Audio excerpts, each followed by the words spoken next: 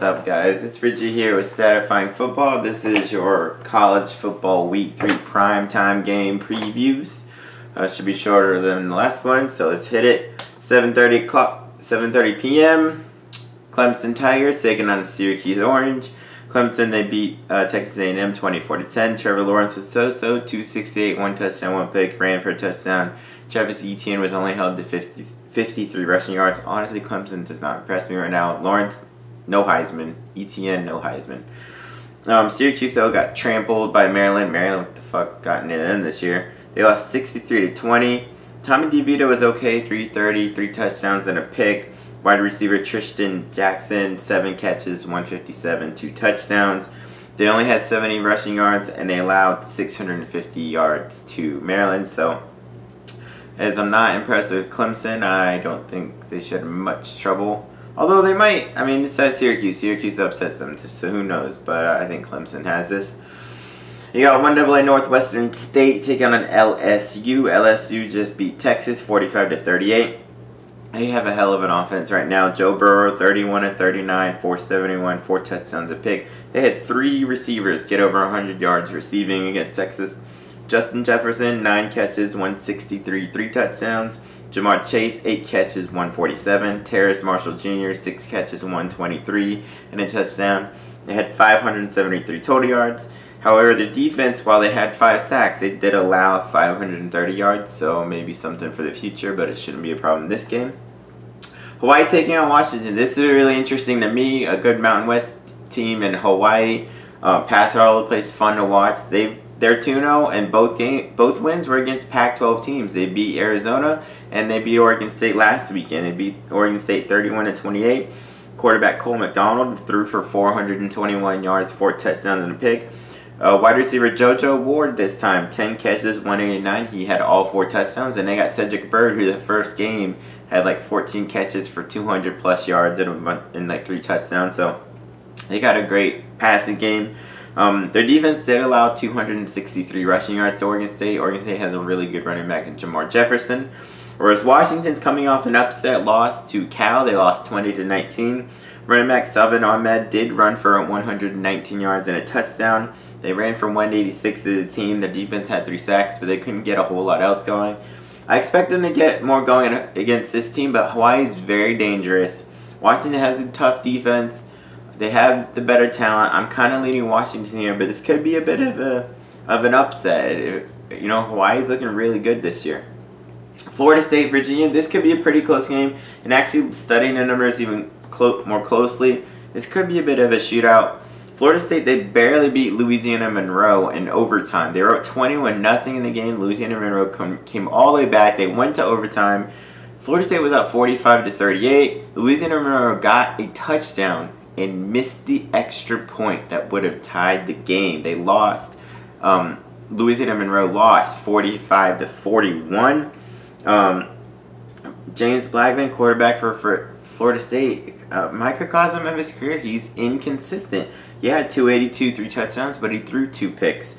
Running back Cam Akers, they ran all over them, 193, 2 touchdowns. They had 501 yards of offense, but their D allowed 419 yards and 178 rushing yards and 120-plus yard rusher. And they had 11 penalties. FSU has to clean that up if they want a chance in any game, much less Virginia. Virginia is a good team. They did beat 1AA William and Mary last week, 52-17. Bryce Perkins, so-so, 192 passing, 2 touchdowns, 2 picks, added 68 rushing yards and a touchdown. They had 216 as a team rushing. They had 511 as total yards. However, they turned it over 4 times against FSU. That probably will cost them the game. However, the defense did have 7 sacks and only allowed 193 yards. So this is close. I think I picked Virginia in my picks, but this could really go either way. Another game that might go either way is TCU taking on Purdue. TCU had a bye last week. They won their first game against 1AA Arkansas Pine Bluff, 39-7. They kind of struggled though. Their offense, they're up like 16-0, like half or something, and didn't really do a whole lot. Their quarterback Alex Delton actually started the game, but he was only 10 for 22 for 119 yards. They put in freshman Max Dugan, and he seemed to pick it up a little bit. He was 16 of 23 for 165, a touchdown. Wide receiver Trevante Heights, had 8 catches for a runaway, and have a wide receiver, Jalen Reagor, who had 1,000 yards last year. So it could be a good duo there. They did run for 200 yards, and their defense only allowed 215. Whereas Purdue's coming off a really nice win against Vanderbilt, 42-24. Elijah Sindelar, he was 34-52, 509 passing yards, 5 touchdown passes, only 1 pick. However, he's got a concussion. He may not play this game, and I think I'd pick Purdue. This may make it a more even. It was kind of even in my mind anyway. But if he's not going to play, they're going to put in a freshman, Jack Plummer. He's not related to Jake Plummer. I looked it up. I thought that was the case, but no. However, one thing that gives them a chance, one, the offense, and two, they have maybe the best wide receiver in the nation. Rondale Moore against Vanderbilt, 13 catches, 220 receiving yards, and a touchdown. They only ran for 31 rushing yards, but they had 540 total. They like to pass it all over the place. Their defense did have 3 sacks, but they gave up 491 to Vanderbilt. Now, TCU, like I said, they're kind of struggling on offense. But this is a pretty interesting game, and it might actually end up being pretty close. Maybe a shootout. I'm not sure. It depends really on TCU's offense here. All right, 1AA Southeast Missouri State taking on Missouri. Missouri, after being upset by Wyoming the first week, they did win a nice non-conference game against West Virginia. Kelly Bryant, they beat West Virginia 38-7. Kelly Bryant, he only threw for 150 yards, but he had 3 touchdown passes. Larry Roundtree ran for 104 yards and a touchdown. They ran for 232 yards. But however, they did have 10 penalties, so they got to clean that up. Their defense had 3 sacks, only allowed 171 yards to a decent West Virginia offense. Neil Brown is the coach at West Virginia. He's a good offensive mind, so that's nothing to sneeze at. They had 3 turnovers, and they had a pick 6 in the game, and they shouldn't have a problem here with Southeast Missouri. 1AA Texas Southern taking on the Louisiana Lafayette Raging Cajuns. Louisiana, they beat Liberty 35-14. They were down 14-7, but they came back and won. Levi Lewis, 179 passing yards, 2 touchdowns and a pick. Their running game, man, I'm telling you, they might have the best trio of running backs in the country, or at least one of. They ran for 407 yards, and they're not an option team. They just ran that many because they have 3 guys. Trey Ragus ran for 129 and a touchdown. Raymond Clay ran for 111 yards, and then had another guy, Elijah Mitchell, ran for like 87. They had 593 yards a team. They have a wide receiver, Jamarcus Bradley, 6 catches, 110, 2 touchdowns, and their defense did have 3 sacks, so they shouldn't have a problem against Texas Southern. Likewise, Oklahoma taking on UCLA. UCLA, unfortunately, they've been a disappointment. I thought they'd be better. They lost to San Diego State, which is a good team and a good Mountain West team. They usually win about 10 games a year. They usually have a strong defense, a good rushing game. However, San Diego State only won 6-0 their first game. But they beat UCLA. UCLA lost 23-14. UCLA only had 62 rushing yards. They only had 261 total yards. They had 2 turnovers. Their defense allowed 293 passing yards to San Diego State. To see how high that is to San Diego State. San Diego State doesn't pass. I mean, they don't have a triple option team.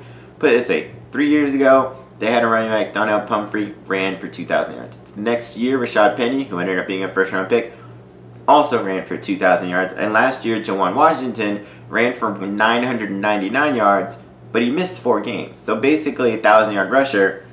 And they usually pass for, if they pass for 150, that's a great passing game. This guy went on for 293. Imagine what Jalen Hurts is going to do to them. Because Jalen Hurts, they put up 70 on South Dakota State.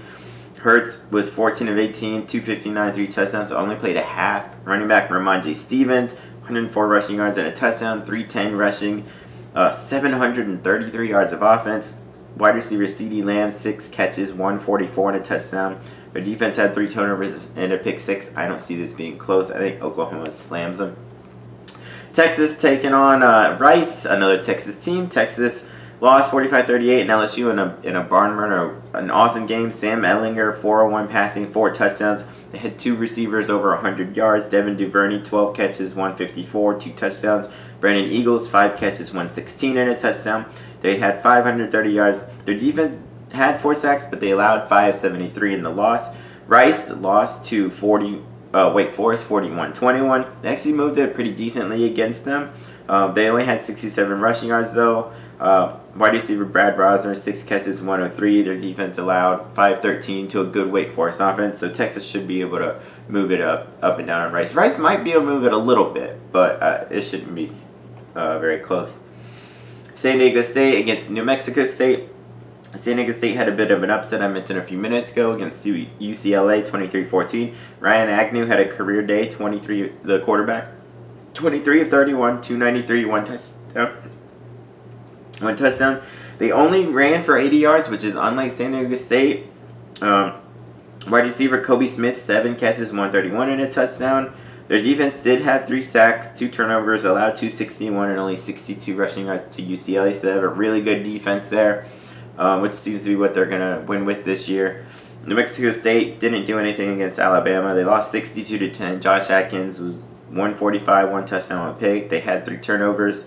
They only had 262 total yards. So I think San Diego State should win this one, but they won't blow them out because San Diego State, even though they're 2-0, I don't know, something's wrong with their running game, but they have a really tough defense as usual.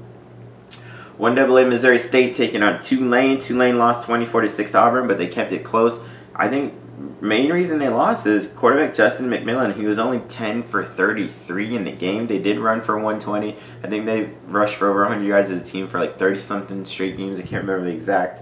But they had 11 penalties. That's a big reason they lost to Auburn as well, but they should bounce back here.